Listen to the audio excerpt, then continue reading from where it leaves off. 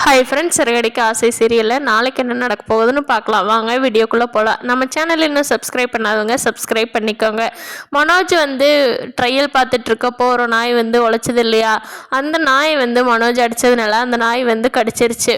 அது கடிச்சது அதுக்கு rabies attack ஆகிருக்குது அப்படிங்கிறது அவங்களுக்கு தெரியும். அதுக்கப்புறமா தான் அந்த நாயோட ஓனர் சொல்கிறாங்க, இப்படியா அந்த நாய்க்கு உடம்பு சரியில்லை, அதனால தான் இப்படி உங்களை கடிச்சிருச்சு, நான் அதுக்கு ஹாஸ்பிட்டல் கூட்டிகிட்டு போகிறேன் அப்படின்னு சொல்கிறாரு. அதுக்கப்புறமா தான் மனோஜுக்கு போய் ஹாஸ்பிட்டலில் அது கடித்த இடத்துல கட்டெல்லாம் போட்டுட்டு ஃபஸ்ட் எய்டெல்லாம் எல்லாமே பண்ணிக்கிட்டு வந்திருக்காங்க.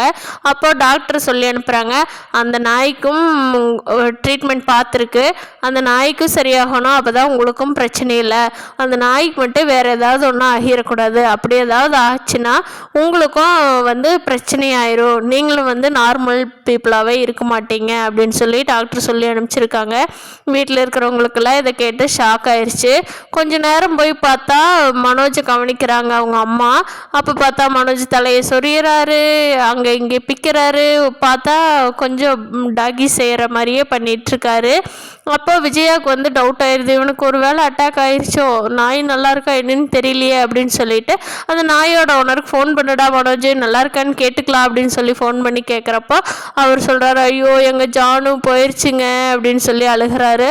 அதை கேட்ட மனோஜுக்கு தூக்கி வாரி போட்டுருச்சு. ஐயோ டாக்டர் அந்த நாய் நல்லா இருந்தால் தான் நம்ம நல்லா இருக்குன்னு நினச்சாரே, என்ன ஆக போகுதோன்னு பயக்கிறாங்க.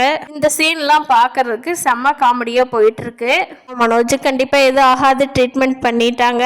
முத்து இனி சோஷியல் மீடியாவில் இன்ஃப்ளூயன்சர் ஆகி நம்ம மனோஜை விட அதிகமாக சம்பாதிக்க போகிறாரு. அப்போ ரோஹிணி மனோஜெல்லாம் வாய் மேலே விரல் வச்சு முத்து பார்க்க போகிறாங்க.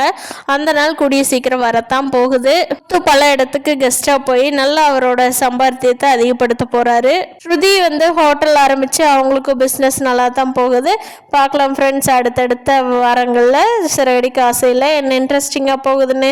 இந்த வீடியோ பிடிச்சிருந்தா லைக் பண்ணிக்கோங்க. நீங்கள் என்ன நினைக்கிறீங்கன்னு கீழே கமெண்ட் பண்ணுங்கள். தேங்க்யூ.